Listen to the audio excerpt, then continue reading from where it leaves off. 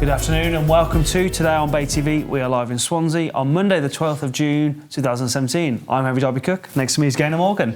And Spencer Feeney has joined us. And I think what are we going to talk about? You're a former newspaper editor. I think we're going to talk newspapers, aren't we, to start off? We are. We're going to start with the Evening Post, a local one. And they've gone with why Tories lost Gower. But actually, this story actually has kind of a nationwide story because there's so many seats that were Tory, these marginal seats that were Tory that then became Labour. In fairness, Gower wasn't Tory, was it? For 100 years it was Labour. It was briefly Tory with the slightest majority in the UK, 27. It was the smallest majority in the UK, given the nationwide swing to Labour. I suppose it was always the most likely to fall. And it fell in the same way as the other Labour-held seats in South Wales saw Labour MPs increasing their majorities. Well, I don't know. I think as you said, what was untypical was Gower was won by the Conservatives last time, you know, and maybe in a way this was just a natural resetting. Of course, when the campaign started, when Theresa May called the election, people probably wouldn't have seen it that way. Remember, she had a 24-point lead in opinion polls then. Based on that, you'd have thought that Gower would have stayed Conservative, and even things like Swansea West might have gone Conservative. She was targeting Bridgend, wasn't she? And 7 weeks later, because the situation was very different, and I think nobody was surprised that Gower went back to Labour. There were other places. Stephen Crabb in the Preseli's Conservative, I think his majority was 314 or something, and it was 7,000 or something before that. Yeah. You know, extraordinary. But the bizarre thing in many of those seats was it wasn't a case that the Conservative vote collapsed. Actually, some of those Conservative MPs who saw their majority slashed, their actual vote went up. It's just that the Labour vote went up that much more. And of course, Diane Abbott, Labour, obviously, who we were all rather belittling, I think her majority was something like 17,000 in Yes, and of course now apparently she's ill, isn't she? We've been told she's been taken off the scene, and so obviously some sympathy here, some human sympathy. We don't know whether she was ill before or whether it's the stress. Well, I read a piece that said that they had been concerned that some of her TV appearances had been so erratic, and then belatedly they understood why that had happened, and that's why they took her out of the campaign. I wonder, there is no human sympathy in this. I mean, Theresa May, she really, really had made a bad call, but she must be pretty broken over this, and yet she's sort of being hounded. Well, it's politics, isn't it? She was the leader of the party that called the election. She's lost her majority. You know, I don't think she showed very much human sympathy when she sacked George Osborne and Michael. He displayed that very well on Jamar yesterday. It's a brutal world, isn't it? You know, if you go into that world, as Nick Clegg said when he lost his seat, you live by the sword, and sometimes you die by the sword, and you do it very publicly. And he always comes out of it very well in a very dignified manner, doesn't he? But George Osborne was very clever yesterday. He was speaking to Andrew Marr said, "So what did Theresa May say to you when she sacked you? You should get to know your party." Which apparently is exactly what she did say, and she told Michael Gove, go away and learn about leadership. And now, of course, she's had to bring Michael Gove back into the cabinet to attempt to shore up her position, which apparently is now very, very vulnerable amongst in the Tory party itself. What about the part the press played? Because nobody really called this, did they? I think the influence of national newspapers on general elections was always overstated. And whatever influence they had is declining as rapidly as their circulation figures. We've moved into a different world where social media is at least as influential, and I would argue far more influential. I don't think that means that the social media campaigns are in any way less partisan than the national newspapers are. I don't believe that for a moment. I think that on social media the silos are just as strong as they are in national newspapers. But it's all quite difficult, isn't it? Because newspapers are expected to be partisan. You have a Tory paper, you have a Labour paper. But we're, as the broadcast media, very strictly regulated by Ofcom and the rest of it. And social media seems can just do what it likes. I think social media is the Wild West. The strange thing, looking at the newspapers with the run-up to the election on Thursday, especially The Sun, for example, we saw images of Jeremy Corbyn in a bin, very, clear statements about where they think his thoughts lie, yet the argument is no one actually buys newspapers anymore, but the fact that that was the cover, it went viral on social media and actually probably made more people vote Labour. And I think the Daily Mail front page suggesting that he and Abbott and the trio of are sympathisers with terrorists. It just doesn't play that anymore.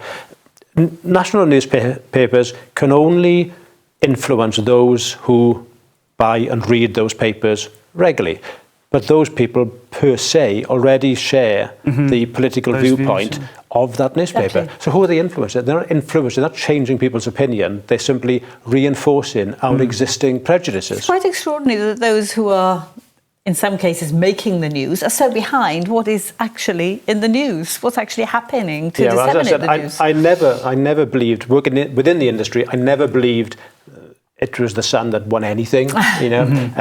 It doesn't work like that. And certainly, as I said, whatever influence they had, which is only really in reinforcing people's existing prejudices, is declining. And of course, there was the youth element.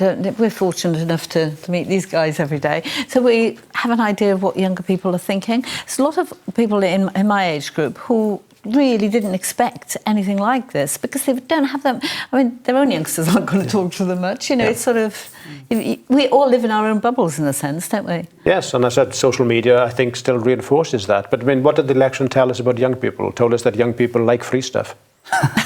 What a shock. I think in fairness, Alan Sugar's come out, hasn't he, and said that young people haven't got the correct life skills to actually be voting and they don't know what they're voting for.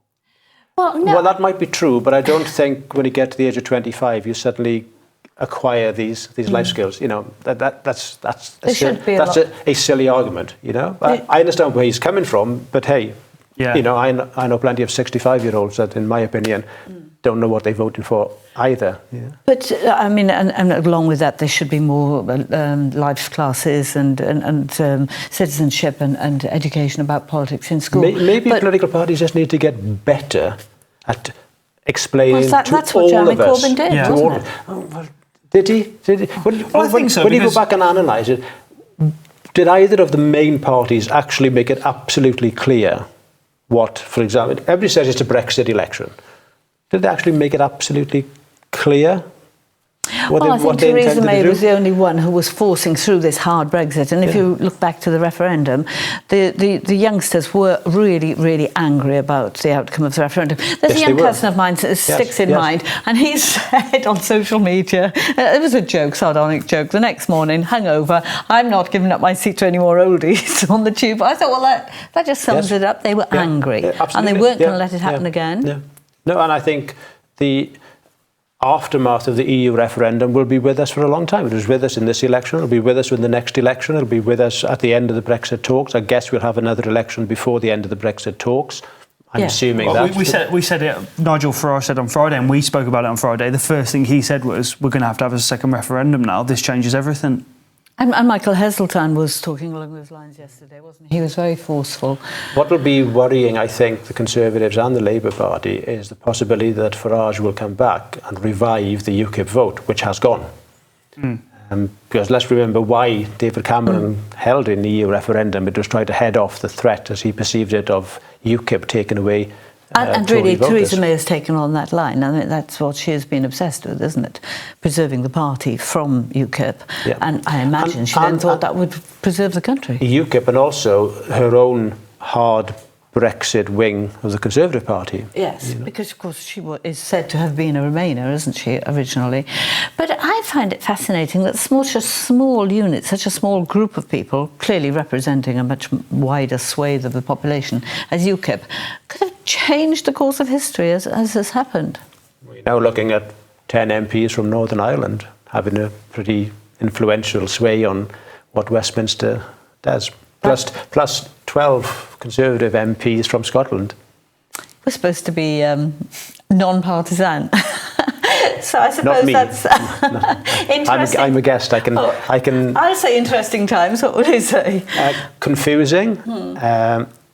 Still, I think potentially dangerous times for us. I still see lots of scenarios where the British economy could be really seriously damaged with significant job losses. And the implications for the island of Ireland, where under the Good Friday Agreement we're supposed to be impartial. Plenty more to talk about, Spencer. It's an interesting time with Henry, I think. Definitely. Isn't it? I think we're going to have to talk about more papers because we've hardly touched them. And of course, Spencer, we're talking films, aren't we, in the next part? Yes, we are. You've been to see the Mummy, was it? See The Mummy. Stay with us if you want to hear Spencer's review of that. And something with the papers. Quite forgot about them. Sorry.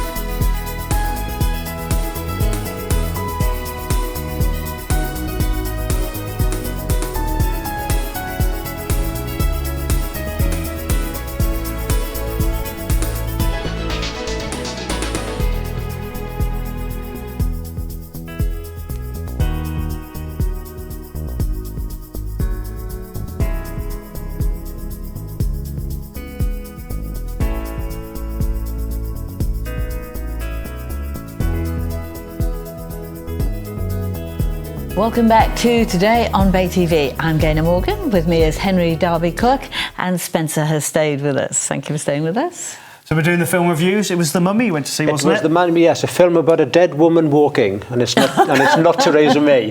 It is, in fact, an ancient Egyptian princess who is awakened from her hidden crypt deep below the Iraqi desert. You haven't lost your newspaper skills. Bringing with her malevolence and terror. Oh, wow. Shall we have a look? Let's do it. Let's have a look at a clip.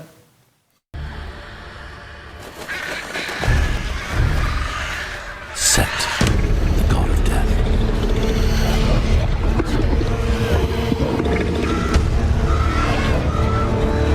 They made a pact. A pact that would unleash darkness itself. Wow. When are you going to have a film that I can go and watch? Well, we'll come on to that. Now then, this film has had some poor reviews, but I thought it was actually quite entertaining. It's a good mix of action, of horror, and also of silliness. People will recognise this franchise name, but it isn't. Is it a reboot or it's not a carry-on? No, is it? no. I mean, it's not the most recent Mummy films. The one with Rachel Weisz and was it Brendan Cooper? Yeah. It's nothing to do with those. This is aimed, I would say, aimed solidly at families, like the Indiana Jones movies were. It has some good jump in your seat moments. At times, some of the characters reminded me of Han Solo, of Gollum, even at some points of Shaun of the Dead. You know, so it's nothing to do with the Rachel Weisz films. It's harking back, I suppose, to the 1930s versions introduced by Universal Studios, and it is the first of what Universal Studios are now branding the Dark Universe franchise, where they're going to revisit their classic horror movies of the 20s and 30s and remake them and update them for a modern setting. So The Mummy is the first. We've got Bride of Frankenstein will be the next one to come out in, I think, 2019. And then we're looking at Dracula, Creature from the Dark Lagoon, Phantom of the Opera, Hunchback of Notre Dame, The Invisible Man. They're going to go back and revisit all of these, bring them into a modern setting, and then link them together in the same way as the TV series Penny Dreadful brought a lot of characters out of various parts of fiction and literature and put them into a modern story stream. The same thing is going to happen with this, and this is the first of them, with Tom Cruise in the lead role as the sort of action hero who, interestingly, by the end of the film has been infected in some way, becomes a monster. Right. So the last you see of him is riding off into the desert, assuming that he's going to come back and he's going to reappear in some of the later franchises. So a big step for Universal Studios, this. If this film doesn't work well, it puts the whole franchise project at a disadvantage. Did it work well for you? Yeah, I would say for me it was a 3-star film. I enjoyed it. I thought it was entertaining. It has some severe flaws in it. I think if I was a feminist, I would be appalled because apart from the mummy herself, the main female character seems to be there just to be pretty, to be helpless, and to be rescued by Tom Cruise every 20 minutes. So I'd be pretty Would anyone angry. want to be rescued by Tom Cruise? I would be angry if I was a feminist. But, you know, not looking at it in a deep way, it's thoroughly entertaining. It doesn't take itself too seriously. Tom Cruise is a very good action hero, as we know. He's a hit maker, isn't he? You know, but we know from Top Gun, Mission Impossible, Jack Reacher, he is the A star when it comes to action heroes, even though he's 54, and quite frankly, it's getting perhaps a little difficult to believe, but hey, he's kept his youthful good looks, hasn't he? You know? Yeah, it's a strange one because obviously I think a lot of people will be reading or listening to it's not getting great reviews, but yeah, it's doing really well at the box office. It's done much better at the box office outside the US than it has in the States. So in the States, it was pretty soundly trounced by Wonder Woman. Yeah. Which is apparently more a feminist movie, and it struggled against that. But in its global release, it's done very well. Do you think it's? I mean, a lot of people are saying that's the Tom Cruise effect, the pull he has. Do you think it is, or yes? Yeah. Okay. Yes. Why else would you have Tom Cruise in a film? Now, going back to the old classic Universal horror movies, you had Lon Chaney, Bela Lugosi, Boris Karloff. Now you're looking at Tom Cruise, Johnny Depp is going to be in The Invisible Man, Javier Bardem is going to be in it, and Russell Crowe, who's in this film as Dr. Jekyll, will be the link, apparently, the common link that pulls all of the films together.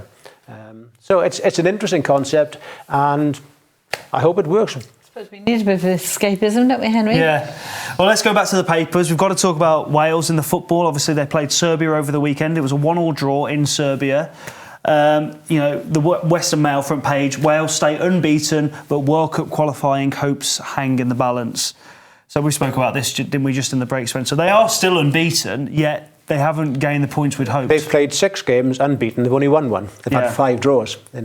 Somebody said the other day, there's more draws than a hygienic kitchen now. And I think that's their problem. For the second game against Serbia in this qualifying group, they led and they allowed the Serbs to get back into it. But a 1-1 draw in Belgrade without Gareth Bale is actually a good result.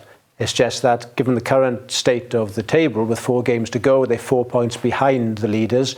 The 2 teams at the top, and only the top 2 qualify for Russia for the World Cup. I think it's going to be hard, but it's not impossible, because the remaining 4 games, they're 2 away games against the 2 weakest teams in the group. But they've lost Joe Allen for the next home game against Austria because he picked up a yellow card. So much will depend on whether they've got Gareth Bale there. Definitely. So do you think they'll do it? If Gareth Bale is back, yeah, possibly. They might. I think they might possibly get into second position, but it's going to be difficult. It's kind of a strange turn of a tale, isn't it? Because obviously with the success in Europe, and suddenly they're in the top 10 in the world rankings, above England. Now they are one of the teams that the other teams look to beat in a qualifying group. It's not that long ago they were make-weights and also runs. Now, of course, they went into this group probably as the favourites to win the group. Do you think that goes against them, that they're not the underdog anymore? No, I don't think so. I think they've. I watched the game yesterday. I thought they played very well. They took the lead. They defended well second half. They were under a lot of pressure second half, but they defended well and they had opportunities on the break. Ramsey could have scored a winning goal late in the game, was denied by the goalkeeper. No, I don't think that it is weighing on them. I think that this is still a very together group of players. I just think that they've just lacked that little cutting edge that converted some of those draws into wins, and they'd be sitting pretty at the top of the group now. The reality is that they're a decent side with a superstar, and also with Ramsey and Allen, 2 very, very good midfield players, but up front they haven't got world-class finishers. No. Well, thank you. Let's have a little look at On This Day in the final moments. We're going to start with 1929. Anne Frank was born. Obviously, Anne Frank famously got her diary for her birthday in 1942, which is the most famous diary in the world, up there with Samuel Pepys, I'd say. I think we've got a great little clip, actually, depicting the story. August 4th, 1944.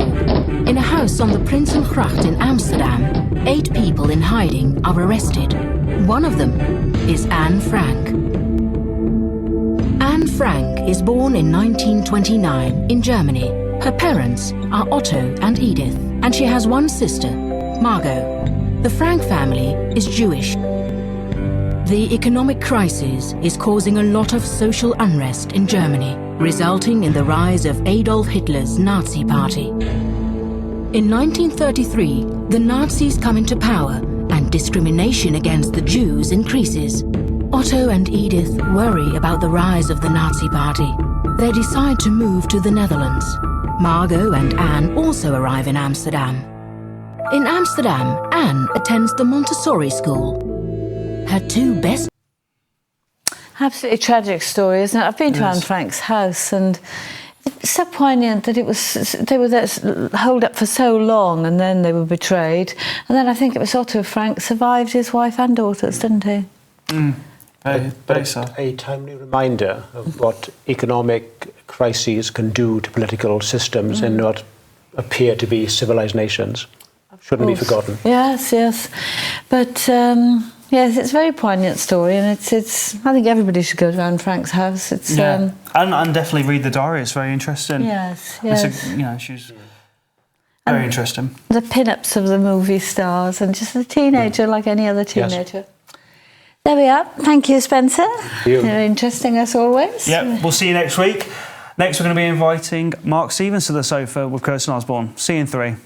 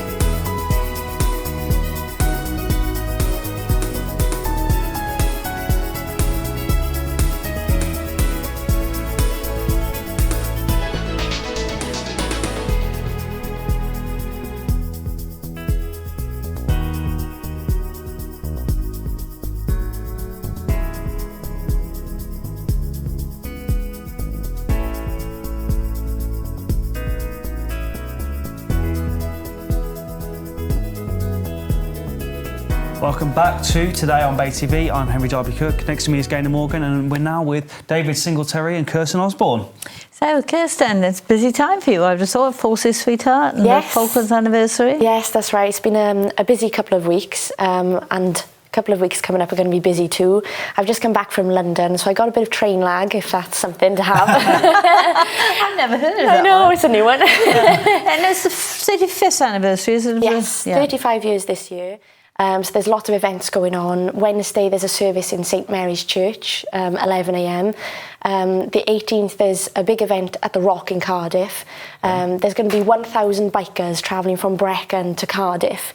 Wow. They're going to lay 258 crosses, and I'll be singing the anthems whilst we're there. So, and it's all remembering the Falklands conflict, those that we've lost, and those that are still suffering today. So there's lots of things going on at the moment to remember it. I think, was it David? Sorry. Yes. I think that's something we forget, that people continue to suffer, and it's not, if I dare say, just physical, is it? People have post-traumatic stress disorder, which I don't think they knew that much about 35 years ago, did they? No, well, it's always been around. In the First World War, they called it cowardism. Well, yeah. Second World War, same thing. Yeah, you know, I think it's been recognised more now, and because the Falklands, they were quite heavy conflicts. You know, the guys were under fire from the sort of second they got there. In the First and Second War, there were actions. But they were sort of over in a few hours, so things are more sustained. And of course, we know a lot more about it now.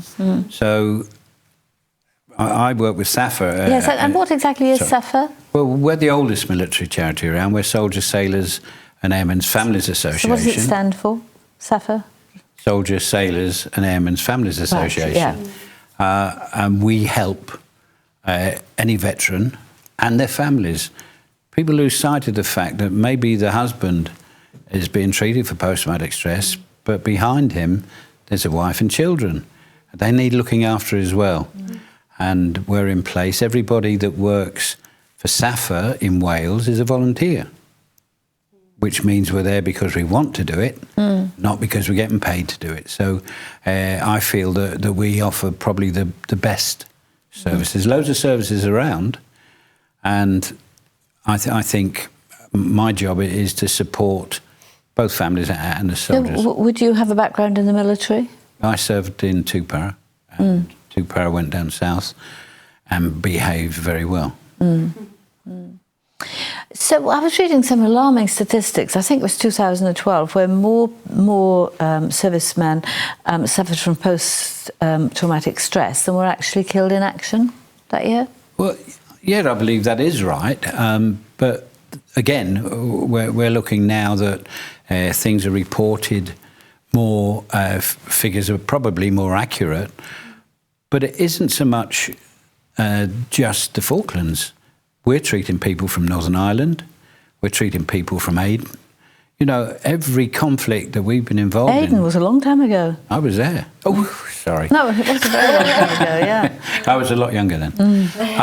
But I still got the same desert boots. We've been in conflicts through the world since the Second War, and we're still in conflicts today. We've got troops on the ground somewhere in the world. So because of technology, things are probably reported more accurately and figures are easier to collate. But at the end of the day, we've got to look after the veterans and their families. When there's no big conflict going, people lose sight of the fact that our veterans laid down their life and their sanity and health to support us. And the least thing we can do is to support them. Yes, and that's something you're very much aware of, is it? Forces Sweetheart, is it the modern Vera Lynn? Yes, apparently. Morale, we all know about Vera Lynn in the Second World War, and morale was so important. Is it the same now? Yes, you know, I get lots of messages from people who have either been involved in the war or are families that know a lot and are heavily involved. And I'm on a lot of different radio stations that go out to all different countries, and they're always thanking me just for supporting them and giving them something nice to listen to. Even though it's just my vocals, it does help in some way. Not just your vocals. It does help in some way, and it gives them that morale, it lifts them. And I'm just glad that I can support them in that way. And charities like SAFA, not many people know of. I mean, I didn't know of them myself until I met David. And you can't get rid of me. Never been the same. But I think the most refreshing part is we've got all the generations. The fact that Kirsty is supporting us is fabulous. It's the fact that she's bringing the plight of the veterans and that to the forefront. We have a drop-in centre in Bulldogs Gym, which is at the cricket club, and that's the Swansea. In Port Talbot. Yeah, in Port Talbot. And that gives the opportunity for all the veterans and the families to come along on a Friday morning for a brew and a chat. And we're able to get all the agencies in that take a long time to get together. Kirsty comes along and entertains, and it's fabulous to have sort of all the generations, us old people and the young people together. Yeah. And it's marvellous for therapy, a brew and a chat can fabulous, really, yeah. It is. Do you think there's still an issue with... Do you think it's easier to talk about now, or is there still an issue where people aren't talking about it? One of the problems we've always found, and the reason we started the drop-in centre, was civvies don't understand. And the military is a total different life set to... And people, veterans won't talk to a civilian, whereas they will talk to another veteran. Yeah. And that is the way that they can release a lot of the pent-up problems. And to have a one point of contact gives them the ability to come along and discuss it. We were all sat round a couple of weeks ago, and a young girl had not long come out of the forces, and she said, well, I'm having a problem with Neath Council about this issue. And the guy at the other end of the table said, I had the same problem, but what I did was this. So we didn't need to help, we didn't need to intercede, they solved it themselves. That leads me on, really. Is there enough government help to support our veterans? No. Why not? I can't answer that question. Maybe because there's not enough of us. We don't have the voting power that's required for them to sit up and take notice. What would you like? What more could be done? I think the Welsh medical services need a bit more money. We certainly need help in the post-traumatic stress area. It's quite a long waiting list. A waiting list? Yes, to get seen. The post-traumatic stress disorder, you want to be seen straight away, don't you? I can't argue that point. But again, it's pounds, shillings and pence. No matter what you ever do in life, it comes down to pounds, shillings and pence, or is there enough of you to make a vote in an election? It's basic economics. So that's why your drop-in centre is so useful. Now you're off to the Falklands, I think, are you? When is that? Yes, we're going in September, and it's going to be a big help for veterans that are suffering with PTSD and things like that. We're hoping to take some veterans with us for them to kind of face their demons. Some don't want to go back at all. No. Some want to go back and they feel happier there, so they go and live out there. So we're going to document it to kind of chat to the families to see how the island has changed. And I think people are actually buried out there, aren't they? Yes. So there's a lot of memorials. Do families go with you? Well, with us at the moment, it's going to be me, my family, and we're hoping to take veterans with us, and obviously a camera crew. And yeah, there's a big rota, a big schedule that they want me to do whilst I'm there, because entertainment that goes there don't tend to stay. They tend to fly out, perform and then go home. So the families of the serving don't get an insight to the entertainment. So we're going to make it a big thing to actually sing for the families as well. And we're going to be doing a big project so that the school out there of 600 children can perform a lovely song. And also a school in Port Talbot can sing too, and to kind of connect two different worlds together. You What know? an amazing thing to do. Yeah, so it's going to be a big project and a historical moment. Port, yes, of course. Port Talbot and Port Stanley. Yeah. Yes, that's It's quite going to be incredible. a big situation. And great solace to the bereaved who perhaps have never been there or don't want to go. Yes, It's exactly. lovely to feel that. It's nice to help. The bereaved can get out there. There are lots of schemes with the South Atlantic Fund that will finance the trips. It's a long, long journey and not very pleasant. But, I mean, and veterans can go back. The problem we've got is Kirsty didn't serve. If only she'd joined the army like I begged her to do, she could have got out there for nothing. Yes. So we're doing lots of fundraising. Very quickly, you've got an album coming out, just quickly. Yes, the album is out in July. It's also called Songbird. I just released the single Songbird, so I hope everyone's going to get behind it, and I hope you're all going to enjoy. I'm sure we will. It sounds wonderful. Thank you. Thank you for coming in. Thank you both for all that you've done. Next, we're going to be talking medieval fairs, I think. Yes. Very exciting. We'll learn a lot about what happened in those old days.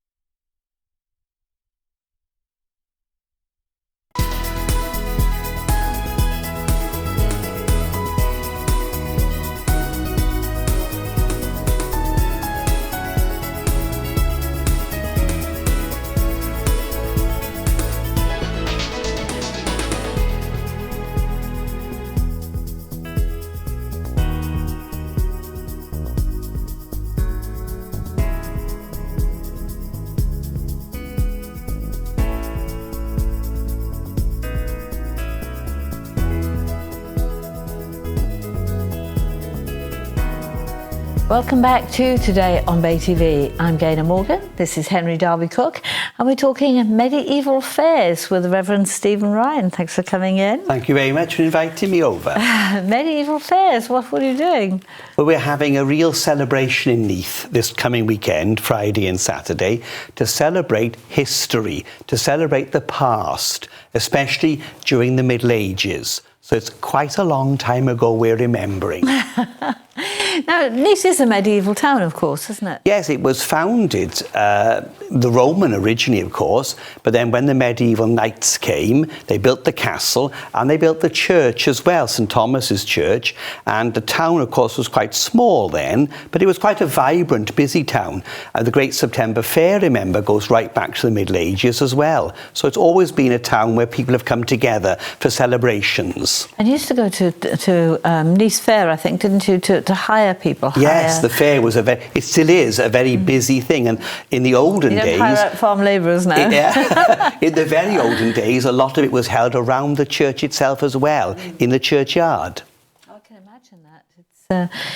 It's got a lovely feel to it, though, Neath, hasn't it? It's a very friendly, folksy sort of town. And the emphasis of the festival is not just remembering the olden days, remembering the Middle Ages, but also bringing people together, community-based activity. Neath is good at that, and so we're celebrating that. Children are coming, grown-ups are coming, all sorts of different activities for the 2 days of the festival. Is this part of the Joe Cox Memorial? Yes, the great get-together in memory of the late MP Joe Cox. We're going to remember Joe Cox at our little opening ceremony. And the great get-together is happening all over the country, remembering her for her community work, simply bringing people together in friendship and in love one to another. So what will you have on? What will be going on? I noticed somewhere, Henry, it says it's bringing back the sights and sounds and smells of the Middle Ages. Well, I'm not quite so sure about the smell, but you don't know. It was a bit ripe sometimes, wasn't it? We are bringing back the medieval stocks. Oh, right. And putting them in the churchyard. So if there's any naughty folk about, they better keep away from the churchyard. But we're dressing up in costume. Yeah. So what will you be dressed in then? No, you're a rector. Yes, I'm the rector of the church. Well, luckily for me, the robes I wear in church aren't very different from the Middle Ages, but the folks are all getting their costumes ready, busy, so dressing up, seeing what they're going to look like, and we're having some reenactors there as well, with their swords and their shields, and so it's going to be, and their armour. Are these professional reenactors? Some reenactors as well. They're hopefully putting tents up around the church to make like a little medieval sort of town. Yeah. And then we're also having in the old town hall in Neath, which is a beautiful building right by the church in the centre of Neath. Is this at the market hall, where you have the market hall? No, just near the church, in Church Square there. We're going to have lots of different activities for children to be involved with. Things like doing medieval calligraphy, looking at wattle and daub and things like this. Someone doing spinning, all sorts of things that were very common in the olden days, not so common now. And I guess this links back to the history of Neath and what the norm would have been then. Yes, the church, you see, was built as the garrison chapel for the castle. The Neath Castle was quite an important guarding point for the river for the Normans, and they built the church nearby for the soldiers to worship in. And the church has been there ever since. And the bottom of the tower is medieval. It goes back a long way. So we're remembering olden times, the Middle Ages. And of course, you've had a big fundraising effort, haven't you, to save the tower of the church? Yes, the tower was getting very damp.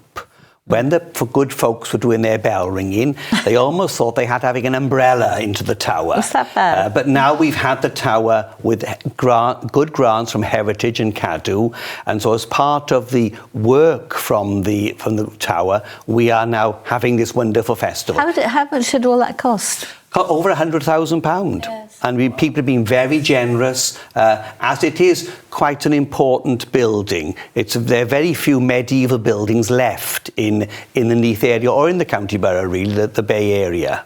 I think you often forget as well, the church is there, and some people go to church and most people don't. And you don't always remember that there's a tremendous upkeep on these places. Yes, very big. And they're quite big buildings, really. And of course, you have to repair them very sensitively in accordance with as they should be in the past. You can't change them too much. You've got to really look after the fabric, the heritage of the building. Is it a listed building? Yes, it is a listed building. And we have all sorts of very interesting... It's also, of course, a church associated with the Showman's Guild. It's what you might call the parish church for the September Fair folk. And quite often, if show families want to get married or have their children christened, they use St Thomas's Church for it. They got a few bob to support you, haven't they? They do, yeah. They come along and they enjoy doing their week. Not bad people to have in your congregation if you're strapped for cash. True enough, quite because they are usually quite generous folk, aren't they, as you say. Yeah. Now, how long have you been building up to this? Well, we've been working on this, I suppose, for the last 3 or 4 months. Is that all, with all these costumes and everything else? People have they've been very quick on Google, as it were, trying to get medieval costumes, and some have been making them, and we've involved Neath Little Theatre for their advice, and we've got a lot of monks' habits for the children to wear, so they can all pretend they were monks in Neath Abbey for an hour or so when they visit the church. I think the children will love that. This is the first of its kind then, is it? First for us to have a medieval festival. And I think it'll be a great success. People are quite enthusiastic. They're really looking forward to it. The colour and the sights, as it were. Not quite sure about the smells, but the colour and the sights. We've got a lovely picture there. Is that the actual church? Yes. Yes. So is it all weekend or...? All day Friday and all day Saturday. So when does it open? You talked about an opening ceremony. Opening ceremony is, although on Friday it's for the children, but it's open for the people to come as well. Opening ceremony at 11 o'clock so on the Saturday morning. They'll be getting out of school. That'll be exciting. Yeah, no, on the Saturday. Oh, on the Saturday. The Friday, the Alderman Davis School and Neath Welch School are coming down, and they'll be dressing up and seeing all the things and enjoying medieval handicrafts and things. So do you think this might become something you do yearly? It may be. We don't know. The first time we've done it, so you never know, do you? No. People enjoy, we do it again. And it'll be a boost for trade as well. Well, it's important. We are associated with we've been linked to the organisation Neath Inspired, and that's the organisation supported by the Council and the Chamber of Trade to increase what we say these days, footfall into the town, to bring people in, which supports local business and supports the town, supports the cafes. So that's a good thing in itself. And if you don't regularly go to Neath, I mean, it's got everything. It's got Marks and Spencer's, hasn't it? It's got that lovely market hall, which is the whole that's a very old hall, building, isn't it? Hall, with lots of history. Yes, it is. Yes, very much so. Really everything you want, shoe shops. Yes. It's a good, and it's quite compact. It's quite compact. Quite compact. Parking. Yes. Yeah. So everybody's welcome. Everybody's welcome, Friday and Saturday. Have you had to do a lot of fundraising for it? No, not really. No, people have been very generous, and people are getting their costumes and giving things. It's very good. And what about the church? Have you got special church services? Or? A special church service on the Sunday morning when we're going to keep our dressing up costume and pretend it's an oldie worldy service. Oh wow, that sounds fun. So, has the service changed much? Well, a lot, yes, but I don't think we can go back to singing and speaking in Latin. We'll keep the English or the Welsh. That would be a challenge, wouldn't it? Too much of a challenge, I think, for us. So what are you going to do that's sort of reminiscent of well, I think we'll be in costume and we'll sort of slightly pretend, I think. Yes. But enjoy the fellowship and enjoy the fun. So you might have a bigger congregation than you hopefully, normally yes. do. Yeah. Always room for more. So what's your message to anyone who might want to come? I think if you're coming to Neath, come along and see, and you'll have a good time. It's very enjoyable. Lots and lots of things to do, especially for the children. It should be lovely for the children all day Saturday and Friday. Presumably been praying for sunshine, have you? Oh, we're desperate. We're praying all the time. So I suppose the message is it's going to be a good weekend if all those prayers are going up there. We're almost assured of a good weekend.